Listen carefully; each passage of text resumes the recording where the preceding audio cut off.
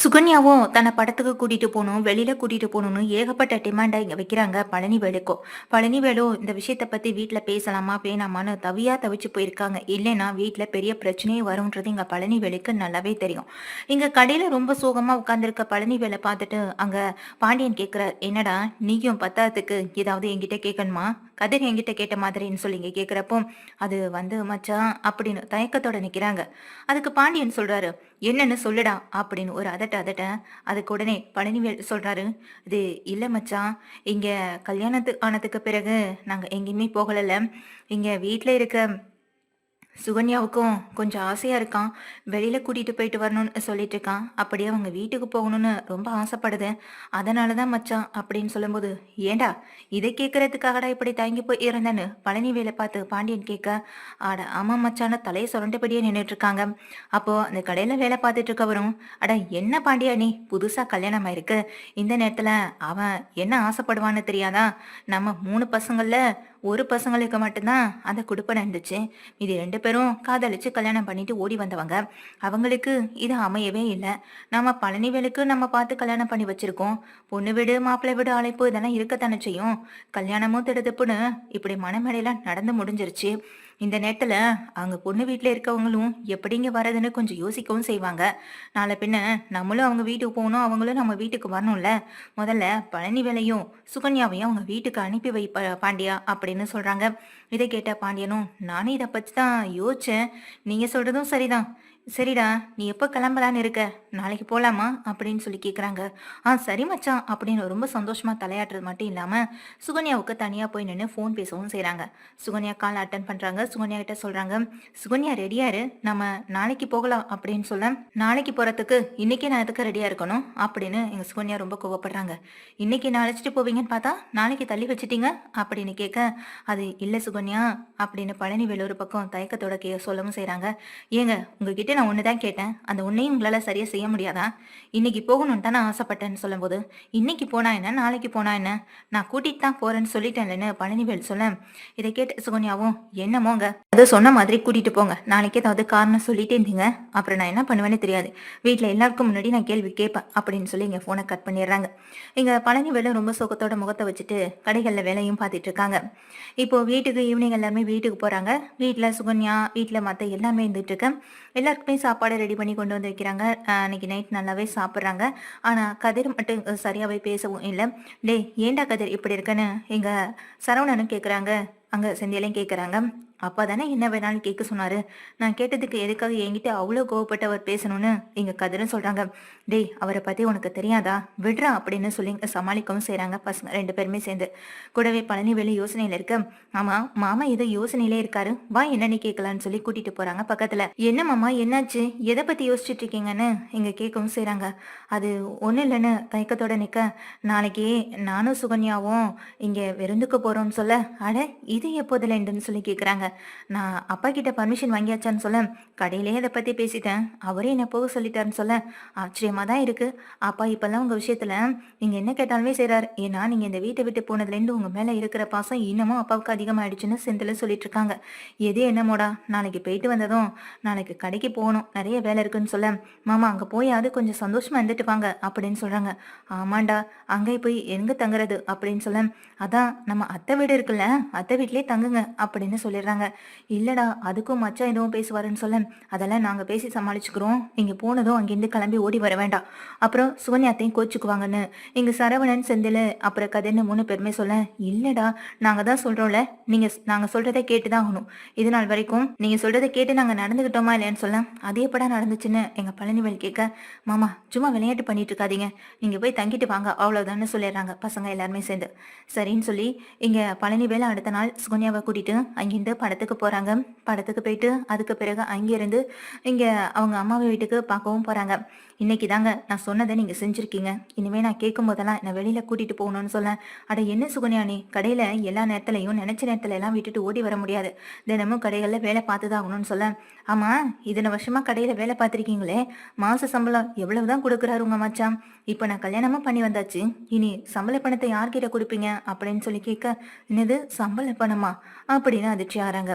இல்ல இந்த வீட்டுல இருக்கிறீங்களே சம்பள பணம்னு எதுவும் வாங்குறீங்களா இல்லையா, இல்ல சும்மா வேலை வாங்கிக்கிட்டு வீட்ல இப்படி உங்கள தெண்டமேன்னு வச்சிட்டு இருக்காங்களா சொல்லவும் செய்ய எங்க பழனிவேலுக்கு எதுவுமே பேச முடியல. ஒரு வழியா வீடு வந்துடுது. வாசுகன்யா வீடு வந்துடுச்சுன்னு சொல்ல, இதான் உங்க வீடா? எப்போ வந்தது அப்படின்னு சொல்றாங்க. சரி வாங்குங்க, உள்ள அம்மா அப்பான்னு எல்லாருமே இருக்காங்கன்னு சொல்லி உள்ள கூட்டிட்டு போறாங்க. வாங்க மாப்பிள்ளைன்னு சொல்லி உள்ள கூப்பிட்டு உபசரிக்கவும் செய்றாங்க. அந்த நேரத்துல வீட்டுல வந்து எல்லாரும் விருந்துக்குன்னு சொல்லி இங்க கூப்பிட்டுருக்கவும் செய்றாங்க. அதாவது விருந்துக்குன்னு சொல்லி ஆல்ரெடி இங்க முத்துவேல், சக்திவேல், அப்புறம் அங்க வடிவு, மாறின்னு எல்லாரும் வந்திருக்காங்க. இவங்க தான் எப்ப வந்தாங்கன்னு ஆச்சரியத்தோட உள்ள போக, என்னங்க விருந்துக்குன்னா நம்ம மட்டும் தனியா வருவோம்னு நினைச்சீங்களா? நம்ம விருந்துக்குன்றது நம்ம ஒட்டுமொத்த குடும்பத்துக்கும் வைக்கிற விருந்து. என்ன பொறுத்த வரைக்கும் என் குடும்பம்னா இவங்க தான் அப்படின்னு சொல்றாங்க சுகன்யா. சுகன்யா சொன்னதை கேட்டு பழனிவேலுக்கு ரொம்பவும் மனசு சங்கடமா போயிடுது. பிளான் பண்ணி நீயும் என்னை ஏமாத்திட்டு இருக்கலன்னு மனசுக்குள்ளே நினைச்சிட்டு உள்ளேயும் வராங்க. அம்மான்னு சொல்லி எங்க அம்மா பக்கத்துல போய் நிக்க, என்னடா எப்படிடா போகுது வாழ்க்கையெல்லாம்? ஆமா, சுகன்யாவும் நீயும் ஒருத்தர் மாத்தி ஒருத்தர் புரிஞ்சுக்கிட்டு வாழ்க்கையை சந்தோஷமா வாழ ஆரம்பிச்சிட்டீங்களான்னு சொல்ல, எங்கம்மா அப்படிங்கிறாங்க. ஏண்டா என்னாச்சுன்னு சொல்லும் போதே எங்க உள்ள வந்து பழனிவேலும் சக்திவேலும் கூப்பிடுறாங்க. எங்க உள்ள சக்திவேலும் முத்துவேலும் கூப்பிடுறாங்க. முத்துவேலும் சக்திவேலும் கூப்பிட்ட பிறகு 2 பேருமே உள்ள போறாங்க. சரின்னு சொல்லி இங்க எல்லாமே உள்ள போய் அங்க விருந்து சாப்பாடு எல்லாமே நல்லபடியா நடந்து முடியுது. அந்த நேரத்துல பார்த்தா எங்க பொண்ணு வீட்ல இருந்து வீட்டுக்கு வெளியில நின்று சத்தம் போடுறாங்க யாரோ ஒருத்தவங்க. என்ன அது வெளியில என்ன சத்தம்னு சொல்லி கேக்குறப்போ எங்க சுகன்யா சொல்றாங்க, அதெல்லாம் ஒண்ணும் இல்லைங்க, உங்களுக்கு அப்படி கேக்குது போல, பக்கத்துல தான் நின்று சத்தம் போடுறாங்க, நீங்க உள்ள இருங்க அப்படின்னு பழனிவேல உள்ளேயே இருக்க வைக்கிறாங்க சுகன்யா. என்ன ஏதுன்னு எங்க பழனிவேலுக்கு ஒண்ணுமே புரியல. கொஞ்ச நேரத்துல எங்க அந்த சத்தமும் காணாம போயிடுது. சரிங்க, நீங்க சாப்பிட்டு முடிச்சிட்டீங்களே, கொஞ்ச நேரம் ரெஸ்ட் எடுங்கன்னு சொல்லி இங்க உள்ள கூப்பிட்டு போய் ரெஸ்ட் எடுக்க வைக்கிறாங்க. அப்போ பழனிவேலை பார்த்து எங்க சுகன்யா கேக்குறாங்க, இங்க பாருங்க, உங்க அண்ணனுங்க 2 பேரும் ஏற்கனவே உங்களுக்கு ஒரு தனி பிசினஸ் அமைச்சு தரேன்னு சொல்லிட்டாங்க. இப்பவும் அந்த மளிகை கடை நம்பி அங்கேயே இருந்தீங்கன்னா அப்புறம் நம்ம வாழ்க்கையை நம்மளால பாத்துக்க முடியாது. பத்தாததுக்கு இப்ப நான் கேக்குறத கூட உங்களால செய்ய முடியாம போயிடும். எல்லாத்துக்கும் உங்க மச்சாங்கிட்டே போய் நிக்கணுமா என்ன? நீங்க தான் அந்த தலையெழுத்த கஷ்டத்தை அனுபவிக்கிறீங்கன்னா உங்களை கல்யாணம் பண்ணிட்டு வந்த பாவத்துக்கு நானும் அந்த கஷ்டத்தை படணுமா? எனக்குன்னு தனியா பிரைவசி வேணும்னு நான் நினைக்க மாட்டேனா? அந்த வீட்டு மருமகளுங்க வேணா அவங்க சொல்றதை கேட்டு கட்டுப்பட்டு இருக்கலாம், ஆனா நாம எதுக்கு அங்க இருக்கணும்? சாரிங்க, நான் எதுக்கு அப்படி இருக்கணும் அப்படின்னு சுகன்யா சொல்ல, இதை கேட்டுட்டு பழனி வேணும், நான் சொல்றது ஒரு நிமிஷம் கேளு சுகன்யா. அங்க இத்தனை வருஷமா என்ன ஒரு பையனா வளர்த்தது என் மச்சானும் அக்காவும் தான். அவங்களுக்கு அவங்க 3 பசங்க எப்படியும் அதே போலதான் நானும். என்ன 4வது பையனா அவர் எப்போதுமே பார்த்துட்டு தான் இருக்காரு. இப்படி இருக்கிற பட்சத்துல நான் அவர்கிட்ட போய் தனியா பிசினஸ் அமைச்சு கொடுங்கன்னு அவர்கிட்ட நான் கேட்கவும் முடியாது அப்படின்னு சொல்ல, உங்களை யாருங்க அவர்கிட்ட போய் கைக்கடி நின்று வேலையும் பார்க்க சொன்னது? அதே போல பிசினஸ் அமைச்சு கொடுக்க சொல்லி அவர்கிட்ட போய் உங்களை யாருங்க நிக்க சொன்னது? அதெல்லாம் எந்த அவசியமுமே இல்லை. நீங்க இங்க வந்துருங்க. அதான் உங்க அண்ணனுங்க 2 பேரும் உங்களுக்கு பிசினஸ் அமைச்சு கொடுக்குறேன்னு சொன்னாங்கல்ல, அந்த பிசினஸ் அமைச்சுக்கிட்டு நம்மளால வசதி வாய்ப்போட வாழ முடியாதா என்ன? வசதி வாய்ப்பு இல்லாம நம்ம இருந்தோம்னா உங்க அண்ணனுங்க கூட நம்மள மதிக்க மாட்டாங்க. இப்பவே பாத்தீங்கல்ல, மளிகை கடையில போய் வேலை பாக்குறீங்கன்னு சொல்லி தானே அப்பப்போ அந்த வார்த்தையை சொல்லி உங்களை ஏசுறாங்க. இதெல்லாம் தேவையாங்க? உங்களுக்கு எதுக்குங்க இந்த தேவையில்லாத வேலை அப்படின்னு சுகன்யா சொல்றாங்க. இதை கேட்ட பழனிவேலுக்கு கோவம் எல்லாம் வரத்தான் செய்யுது. அது என்ன வீடாங்க? அந்த வீட்டுல படுக்க கூட முடியுதா? நிம்மதியா 4 வார்த்தை வேகமா பேசதான் முடியுதா? இல்ல ஆசையா தான் 4 வார்த்தை பேச முடியுதா அப்படின்னு சொல்லும் போது, யாரு நீ ஆசையா என்கிட்ட 4 வார்த்தை பேசணும்னு நினைக்கிறியா அப்படின்னு கேட்க, அட சும்மா இருங்க, அந்த வீட்டுல இருக்கிறனால தான் எனக்கு கோவமே வருது. மத்தபடி நம்ம தனியா இருந்தோம்னா நமக்குள்ள எந்த ஒரு கோவமும் இருக்காது. அப்போ தெரியும் நான் உங்ககிட்ட எவ்வளவு அன்பா அக்கறையா நடந்துக்கிறேன்றத அப்போ நீங்க பார்த்து புரிஞ்சுப்பீங்கன்னு சொல்றாங்க சுகன்யா. சுகன்யா சொன்னதை கேட்ட எங்க பழனிவேலுக்கு கொஞ்சம் அதிர்ச்சியாவும் ஆச்சரியமாவும் தான் இருக்கு. அந்த நேரத்துல தான் திரும்பவும் வீட்டுக்கு வெளியில சத்தம் கேக்குது. என்ன திரும்ப திரும்ப வீட்டு முன்னாடி வந்து சத்தம் போட்டுட்டே இருக்காங்க? வீட்டுல யாரும் என்னமோ எதுவும் கேள்வி கேட்க மாட்டாங்க, அண்ணனுங்களும் எங்க பின்னாடி வேற போயிட்டாங்கன்னு சொல்லி எங்க பழனிவேல் என்ன பண்றாங்க, நேரா வீட்டுக்கு முன்னாடி போய் நிக்கிறாங்க. என்னையா, வீடு வாடகைக்கு எடுத்து பல வருஷம் ஆகுது, ஆனா இது நாள் வரைக்கும் வீட்டு வாடகையை சரியா கொடுத்ததே கிடையாது. எப்போதுமே வீட்டுக்கு முன்னாடி வந்து நின்று சத்தம் போட்டாதான் வீட்டு வாடகையை கொடுக்குறீங்க. எப்பதான் இந்த பிரச்சனையை நீங்க முடிவுக்கு கொண்டு வர போறீங்க? வீட்டை காலி பண்ணுங்கன்னு சொன்னாலும் கேட்குற மாதிரி இல்ல. உன் பொண்ணை தான் கல்யாணம் பண்ணி கொடுத்தாச்சுல, பொண்ணுக்கு கல்யாணம் ஆகிற வரையும் இந்த வீட்டுல தங்கிக்கிறோன்னு சொன்னேன். இப்போ என்ன, அடுத்த பொண்ணுக்கு குழந்தை பொறுக்கிற வரையும் இந்த வீட்டுல தங்கிக்கிறோன்னு சொல்ல போறியா என்ன? இங்க பாரியா, வீட்டு வாடகை சரியா வரணும், அப்படி வரலனா இந்த வீட்டை விட்டு உடனே கிளம்பி வெளியே போங்கன்னு அந்த வீட்டு ஓனர் வந்து சத்தம் போட்டு போறாங்க. இதை கேட்ட பழனிவேல் அதிர்ச்சியில அப்படியே எங்க சுகன்யாவை பாக்குறாங்க. சுகன்யாவுக்கு இன்னும் பெரிய அதிர்ச்சி ஆயிடுது. அப்படியே தலை கீழே போட்டுட்டு நிக்க, அப்பதான் சத்தம் கேட்டு எங்க வடிவு மாறி அப்பதான் பழனிவேல், எங்க சக்திவேல், முத்துவேல்னு எல்லாமே வராங்க. என்னாச்சு என்ன பிரச்சனைன்னு சொல்லும்போது எங்க பழனிவேல் சொல்றாங்க, வசதி வாய்ப்போட உனக்கு தனி வீடு வேணுமா அப்படின்னு கேக்குறாங்க. இங்க அதை கேட்டுட்டு எதுவுமே எதுவுமே பேச முடியாம சுகன்யா நின்னுட்டு இருக்காங்க. சொல்லு சுகன்யா, வசதி வாய்ப்போட உனக்கு தனி வீடு வேணும் அப்படிதானே? என்ன இருந்தாலும் பிறந்த வீட்டுல இவ்வளவு கஷ்டங்கள் இருக்கும்போது அதை தாண்டி ஒரு கல்யாணத்தை பண்ணிட்டு வந்து வாழ வந்து நீ அந்த வீட்டுல நிம்மதியா வசதி வாய்ப்பு இருந்தும் அதை வேண்டான்னு சொல்லி நிராகரிச்சு என்னை தனியா கூட்டிட்டு போறதே நினைச்சிட்டு இருக்கேன். உன் மனசுல அப்படி என்னதான் நினைச்சிட்டு இருக்க? இல்ல அண்ணனுங்க சொல்லிதான் இதெல்லாமே நீ செஞ்சிட்டு இருக்கியான்னு சுகன்யாவை பார்த்து கேக்குறாங்க பழனிவேலும். ஏய் என்னடா பேசுறேன்னு அங்க நின்ன சக்திவேலு முத்திவேலும் கேட்க, பரவாயில்லன்னு உங்க பங்குக்கு நீங்க என்ன செய்யணுமோ அதை எல்லாத்தையுமே நீங்க செஞ்சுட்டு தான் இருக்கீங்க. எனக்கு நிம்மதியான வாழ்க்கையை கொடுக்கணும்னு நினைச்சீங்களோ இல்லையோ, ஆனா இப்படி பெரும் தொந்தரவையும் தொல்லையும் தான் என் தலையில கட்டி வச்சிருக்கீங்க. ஒரு நாள் கூட நிம்மதியா தூங்க முடியல தெரியுமா? நான் கல்யாணம் ஆனாலே தூக்கத்தை தொலைச்சிட்டேமா, என் நிம்மதியை தொலைச்சிட்டேமான்னு பழனிவேல் அழுகுறாங்க. பழனிவேல் அழுகிறத பார்த்து தாங்கவே முடியல அவங்க அம்மாவால. என்னடா என்னாச்சு, எதுக்குடா இப்படி பேசுறேன்னு அம்மா வந்து பழனிவேலை கேக்குறாங்க. அதுக்கு பழனிவேலும், இல்லம்மா இது நாள் வரைக்கும் எனக்கு இந்த தூக்கமே இல்லாம போயிடுச்சு தெரியுமா. இப்போ ஒவ்வொரு நாளும் டார்ச்சல் மேல டார்ச்சல் பண்றான். பணம் வேணும், அது வேணும், வீடு வேணும், வசதி வாய்ப்பு வேணும், வேலை வேணும், பிசினஸ் வேணும்னு. ஆனா இங்க வந்து பார்த்ததானே தெரியுது, இப்படி ஓரமா ஒரு வாடகை வீட்டுல வசிச்சுட்டு இருந்தவர்களுக்கு அந்த வீட்டுல இருக்க கூட பிடிக்கலையா. இதை நான் எங்கம்மா போய் சொல்றது? அந்த வீட்டுல கொசுக்கடி இல்லாம தனியா படுக்கிறதுக்கு ரூம் வேற கொடுத்துருக்காங்க. ஆனா இங்க இந்த வீட்டை பாத்தீங்களா, படுக்கிறதுக்கு சரியான ரூம் கூட இல்ல. ஆனாலும் இந்த வீட்டை பத்தியும் இவளை பத்தி யாருக்கும் எதுவும் தெரியக்கூடாதுன்ற ஒரு எண்ணம் வேற. அதனாலதான் இந்த ரூம்குள்ளே இப்படி அடைச்சு வச்சிருக்கான். இப்படி வீட்டு ஓனர் வந்து சத்தம் போடுறது தனக்கு கேட்க கூடாதுன்றதுக்காக. ஆனா விதி கடவுள் எல்லாம் எனக்கு தெரியற மாதிரி செஞ்சுட்டாரு. இப்ப சொல்லு சுகன்யா, இப்போ நீ சொல்ற மாதிரி வசதி வாய்ப்போட தனி வாழ்க்கை வேணுமா, இல்ல அந்த வீட்லயே இருந்துக்கணும்னு ஆசைப்படுறியா அப்படின்னு கேட்க சுகன்யாவுக்கு பேச்சு முச்சே இல்ல. இப்ப நான் என்னங்க தப்பா சொல்லிட்டேன்? அது வீடு அப்படி இருக்கு, நம்ம தனிய வீடா எடுத்து சந்தோஷமா வாழும் தானே சொன்னேன்னு சொல்லும்போது, இங்க பாரு சுகன்யா, என்ன இருந்தாலும் என் அக்காவையும் மச்சானையும் விட்டு என்னைக்குமே என்னால வர முடியாது. அவங்க தான் எனக்கு எல்லாமே, அவங்க மட்டும்தான் எல்லாமே, அவங்க சொல்றதை தான் நான் கேட்பேன் சொல்லும்போது, ஒருவேளை என்னை பிடிக்கல அதனால நான் இவங்களை விட்டு பிரிய போறேன்னு, ஒருவேளை உங்க அக்காவுக்கும் மாமாவுக்கும் என்னை பிடிக்கல, இந்த பொண்ணை விட்டு பிரிஞ்சு வந்துடுடா பழனின்னு சொன்னா நிச்சயமா செய்வேன், சத்தியமா செய்வேன். ஏன்னா என் அக்காவும் மச்சானும் என் நல்லதுக்காக பத்தி மட்டுமே தான் யோசிப்பாங்க.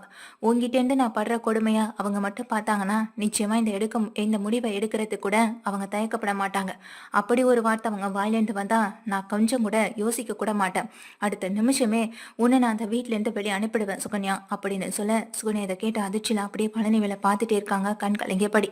அப்போ பழனிவேலும் இங்க அதை பார்த்துட்டே நிக்க, முத்துவேலு சக்திவேலும் நீ வார்த்தைய ரொம்ப அளவுக்கு அதிகமா மீறி பேசிக்கிட்டு இருக்க, பாவம் இந்த பிள்ளையோட மனசு இந்த காயப்படுத்திட்டீங்கன்னு சொல்ல, உங்களுக்கு தெரிஞ்சு இந்த வார்த்தையை சொல்றது எங்க சுகன்யா மனசு காயப்படுதுன்னு நினைக்கிறீங்க. ஆனா தினம் தினம் அந்த வீட்டுல இருந்து என் மனசு காயப்படுற மாதிரி என்னெல்லாம் பேச்சு பேசிக்கிட்டு இருக்கா, அப்போ இவளை என்ன சொல்றதுன்னு சொல்லி கேக்குறாங்க. இப்படி சொன்னதுமே யாருக்கும் எந்த பதிலுமே பேச முடியல. அப்படியே அமைதியா தலை கீழே போட்டுட்டு நின்றுட்டே இருக்காங்க. அப்போ சுகன்யாவுடைய அம்மா அப்பாவும், மாப்பிள்ளை நான் என்ன சொல்ல வரேன்னு சொல்ல வரும்போது அதுக்கு பழனிவேலும், வேணாங்க இதுக்கப்புறம் யார் பேச்சையும் கேட்குற மனநிலைமையில நான் இல்லவே இல்லை, இப்பவே நான் கிளம்புறேன்னு சொல்லிட்டு கிளம்புறாங்க. மாப்பிள்ள ஒரே ஒரு நாள் இந்த வீட்டுல தங்குறதுக்கு இடம் எங்க இருக்கு, இந்த வீட்டுல எங்க இருந்தா எனக்கு பிடிக்காது, எனக்கு ஒத்துக்காது, கொசு கடிக்கும், படுக்க இடம் இல்ல, நிம்மதியான தூக்கம் இருக்காது, நாலா பக்கமும் சத்தம் வேற, இந்த சத்தத்துல எல்லாம் என்னால தூங்க முடியாது, இவ்வளவு பெரிய சத்தத்துல உங்க பொண்ணால தூங்க முடிஞ்சது, அங்க அந்த ரூம்ல ஒரு சின்ன கொரட்டை சத்தத்துல தூங்க முடியலையா, இது எல்லாமே நீ வேணும்னே செய்யற மாதிரி தான் இருக்கு சுகன்யா. பத்தாத்துக்கு நானும் என் மளிகை கடையில போய் வேலை பார்க்கறத ரொம்ப தரக்குறைவா பேசுறியே, இத்தனை வருஷ காலமா உன்னை கஷ்டப்பட்டு வளர்த்து ஒரு இடத்துல கல்யாணம் பண்ணி கொடுத்த உங்க அப்பாவும் அதே வேலையை தானே பார்த்துக்கிட்டு இருக்காரு. அப்படிப்பட்டவரு அதை வேலையை பார்த்து உனக்கு கரை செய்தப்போ என்னால இங்க என் குடும்பத்தை பார்த்துக்க முடியாதா என்ன? உனக்கு என் மேல நம்பிக்கை இருந்தா அந்த வீட்டுக்கு வந்து நிம்மதியா வாழு, நம்பிக்கை இல்லைன்னா இந்த நிமிஷமே நீ இங்கே இருந்துக்கோ, எனக்கு எந்த வித சங்கடமும் இல்லை. அக்காவும் மச்சானு கேட்டா நடந்த விஷயங்களை நான் சொல்லிக்கிறேன், அவங்க இதுக்கப்புறமும் என்னை இதுக்கு மரம் தொந்தரவு பண்ண மாட்டாங்கன்னு நானும் நம்புறேன்னு சொல்ல, சுகன்யா அதிர்ச்சியில நிக்கிறாங்க. பழனிவேல் இப்படிப்பட்ட ஒரு முடிவை எடுப்பாங்கன்னு சுகன்யா கனவுல கூட நினைக்கல. ஏன்னா சக்திவேலு முத்துவேலும் சொல்லிதான் இது எல்லாமே செஞ்சிருக்காங்க. ஒவ்வொரு நாளும் பழனிவேலை டார்ச்சர் பண்றதுல அந்த வீடு வேணாம்னு சொல்லி ஓடி வரணும் அப்படின்னு சொன்னதுனால்தான் சுகன்யா இது எல்லாத்தையுமே செஞ்சுட்டு இருக்காங்க. அது மட்டும் இல்லாம தனக்கும் அந்த வகையில ஒரு பெனிஃபிட் கிடைக்கும், இந்த வீட்டுக்கும் வந்தெல்லாம் தனி பிசினஸ் அமைச்சு கொடுத்துருவாங்கன்ற ஒரு எண்ணமும் சுகன்யாவுக்கு ஓடி இருக்கு. அந்த ஒரு காரணத்துக்காக தான் இப்படிப்பட்ட ஒரு விஷயத்த சுகன்யா செய்யவும் செஞ்சிருக்காங்க. ஆனா இவன் இப்படி கோவப்படுவான்னு இந்த விஷயத்த சொல்லவே இல்லையே. அளவுக்கு மீறினா அமுதமும் நஞ்சுன்னு சும்மாவா சொல்லி வச்சாங்க, நாம கொஞ்சம் எல்லை மீறிதான் இவர்கிட்ட பேசிட்டோமா என்ன அப்படின்னு எங்க சுகன்யா யோசிக்கிறாங்க. உனக்கு இதுக்கப்புறம் எந்த வித மரியாதையுமே அந்த வீட்டுல கிடைக்காது, நீ இப்படிப்பட்டவதான்னு தெரிஞ்சா தூக்கி எறிஞ்சிட்டு போக அந்த வீட்டுல இருக்கவங்களுக்கு ஒரு நிமிஷம் ஆகாது சுகன்யா. உனக்கு இப்போ ஒரே ஒரு சான்ஸ் கொடுக்குறேன், உன்னால அந்த வீட்டுல வந்து இருக்க முடியும்னா என் கூட புறப்பட்டு வா, அப்படி உன்னால அந்த வீட்ல வந்து இருக்க முடியலனா இதே வீட்ல நீ இங்கேயே இருன்னு சொல்ல, மாப்பிள்ள ஏற்கனவே என் பொண்ணு அப்படின்னு சொல்ல வரும்போது, இப்பதானே தெரியுது ஏற்கனவே உங்க பொண்ணு எதுக்காக வீட்டோட வந்து இருந்தான்னு அப்படின்னு பழனிவேல் சொல்லிட்டு அங்கேருந்து கிளம்பி போயிடுறாங்க. இங்க சுகன்யா அழுதுகிட்டே நிக்க, ஏண்டி உன் வாயை வச்சுக்கிட்டு சும்மா இருக்க மாட்டியா? வாழ போன இடத்துல கொஞ்சம் அமைதியா இருக்க பழகு. அதை விட்டுட்டு திரும்ப திரும்ப மத்தவங்கள காயப்படுத்தி கஷ்டப்படுத்தி அதுல சந்தோஷத்தை அனுபவிக்கணும்னு நினைச்சேன். கடைசி வரைக்கும் நீ தனியா இருந்து கஷ்டப்பட வேண்டியதானே. உங்க அம்மா அப்பா அடிச்சுட்டு திட்டமும் செய்றாங்க. அப்ப அங்க நிக்கிற அப்பத்தாவுக்கு பயங்கர கோவம் வந்து சுகன்யாவுக்கு பல்லான்னு ஒரு அறைய விடுறாங்க. உன்னை இன்னமும் நினைச்சேன், ஆனா என் வீட்டுல வாழ வந்து மாறி வாயை விட உன் வாய் கொஞ்சம் அதிகமா தான் இருக்கும் போல. சொல்ல போனா என் பையனை நாளுக்கு நாள் கஷ்டப்படுத்திட்டே இருந்திருக்கேன். பாவம் அவன் இப்பதான் கல்யாணமே ஆகலைன்ற ஒரு கஷ்டத்தை தாண்டி இப்போ ஒரு கல்யாணம் ஆக போதேன்னு ஒரு சந்தோஷத்துல இருந்தான். ஆனா உன் கூட கல்யாணம் ஆனதுக்கு அவன் கல்யாணம் பண்ணிக்காம தனியா இருந்திருந்தாலாவது அக்கா மச்சான் அக்கா பசங்கன்னு சொல்லி சந்தோஷமா இருந்திருப்பான். அவன் சந்தோஷத்தை நாங்க எல்லாருமே சேர்ந்து கெடுத்துட்டோமோன்னு இப்பதான் தோணுதுன்னு எங்க அப்பத்தாவும் சொல்றாங்க. டேய் வரீங்களா என்னடா, இல்லனா நான் பாட்டுக்கு தனியா கிளம்பி போயிடுவேன். அப்பத்தா மிரட்டிட்டு அங்கிருந்து போயிடுறாங்க. பின்னாடியே வடிவும் மாறியும் இங்க நிக்கிற சுகன்யாவை முறைச்சு பார்த்துட்டே போயிடுறாங்க. சுகன்யா அவங்க 2 பேரோட பேச்சை கேட்டு இப்ப தன் வாழ்க்கையில இருந்து நின்றுட்டு தான் இருக்காங்க. திரும்ப அந்த வீட்டுக்கு போகணும்னா இவங்க பேச்சை கேட்காம இருக்கணும்ன்ற ஒரு எண்ணமும் அங்க சுகன்யாவுக்கு வரதான் செய்யுது. பத்தாததுக்கு அம்மா அப்பா படுற வேதனையா உங்களால பார்க்கவும் முடியல. ஏற்கனவே பழனிவேல் இப்ப சரியான முடிவை எடுத்ததுனாலதான் சுகன்யா இனி பழனிவேலுக்கு அடங்கி போய் தான் ஆகணும்.